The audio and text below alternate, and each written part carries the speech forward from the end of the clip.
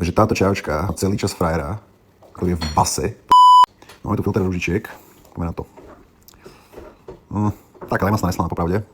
Akože nič mi ani nevadí, ale ani ma ničím akože neprekvapila. Taká, že nepotečie, neurazí 4. A to bola fajn, to bola taká autentická, taká svoja, taká, že na nič sa nehrala. Táto čajočka sa tam hrala na takú strašne akože slušnú a takú sofistikovanú a takú uvedomelú. Takže táto čajočka má celý čas frajera, ktorý je v base, podotýkam.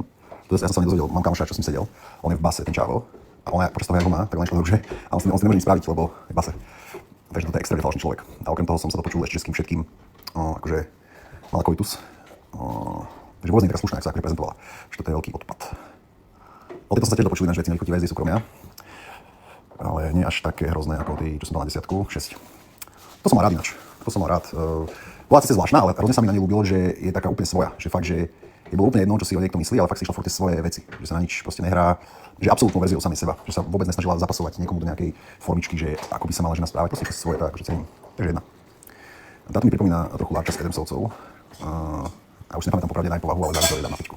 To som mal rád, to bola srandovná, išla si svoje, vôbec sa nehambila, nemala hanbu. A bola taká bezprostredná proste, tak cením 2. To si budem pamätať, že čo rozprávala. Táto by mala ísť vyššie, to som si akože obľúbil, lebo nikto to nemal rád a vôbec jej to nevadilo.